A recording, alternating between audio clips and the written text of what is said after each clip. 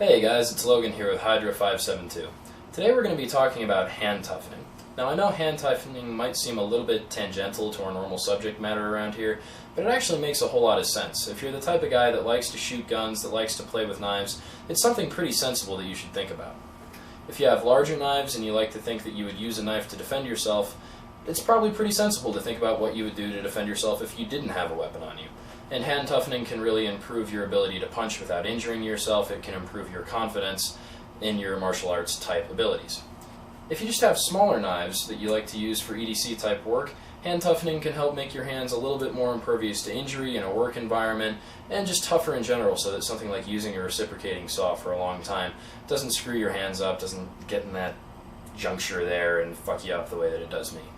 Now, there are a lot of great ways to toughen your hands. Today we're only going to be talking about one, but there's a number of more popular ways and then a number of lesser known ways. Popular ways are stuff like hitting a punching bag. That's relatively logical. A lot of people do that in the martial arts community to toughen your hand.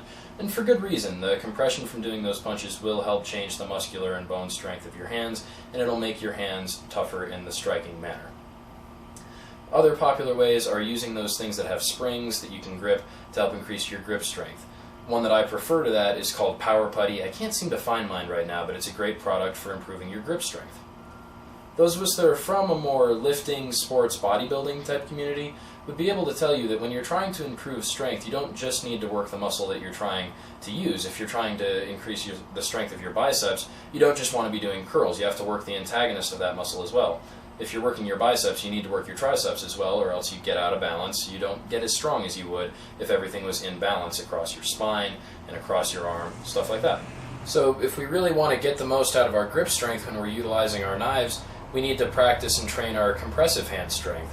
And if we want to get the most out of our compressive hand strength when we're punching, we need to practice our grip strength. And so today we're only going to be able to talk about one system, though I would love to talk about other systems later on. Rock climbing is another great system for improving your grip strength and also just improving your general sense of balance, your general athleticism. It's a really difficult thing for a lot of great athletes to do, and getting good at it can improve your athleticism in a lot of ways. But today we're going to be talking about if I can call it it's really somebody else's idea, but my hand toughening bucket.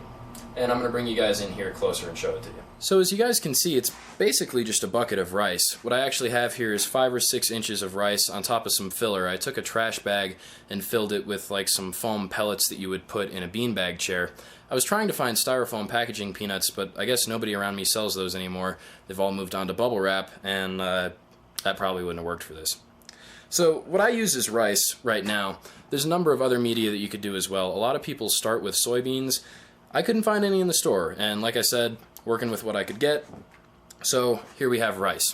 After you've toughened your hands pretty significantly with rice, people move on to mixtures of rice and sand, stuff like that, beans and sand, and then eventually on through sand itself, and then sand mixed with some larger pebbles. And there are actually people in the martial arts community who can do these exercises just with big pebbles. Now, onto the exercises themselves. How this basically works, which you've probably already guessed, is to punch or otherwise shove your hands through the media that you've got in the bucket.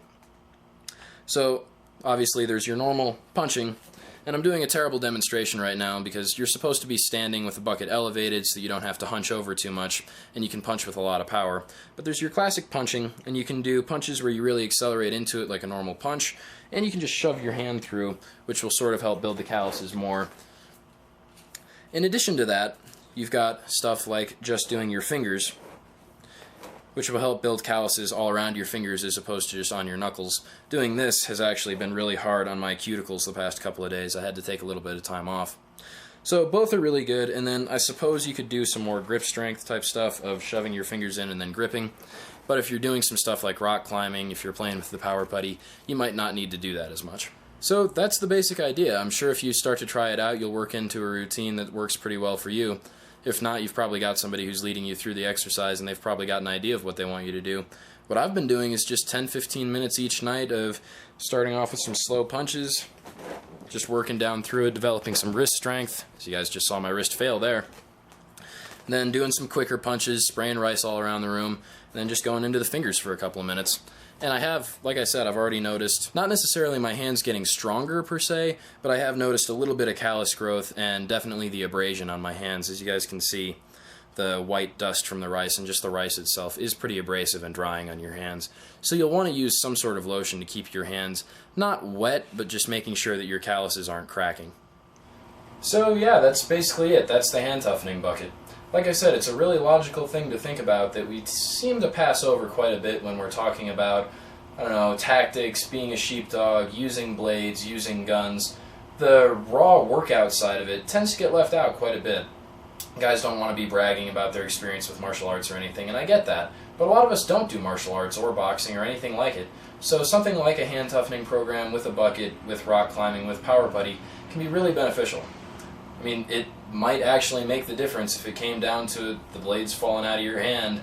That bastard that you need to kill is about to get away. Your ability to punch without breaking one of the bones in your hand, without suffering a disorienting amount of pain from splitting open your hand when you hit his jaw, stuff like that really does matter. And as much as we don't like to talk about it because we don't want to seem violent, it's a really important component of what we do.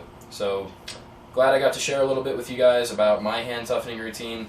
I'll think about making some videos about how to use stuff like power putty and stress balls. Maybe a little bit of climbing, especially because my dad's a whole lot more of an expert than I am when it comes to climbing. But I'll think about doing some other stuff like that. I just thought the hand toughening bucket was really interesting, and it's something that everybody can go out and do, like I said, for basically $15. So, yeah, that's it. Hope you guys have enjoyed this video. Thank you for watching. Stay tuned for more of the same.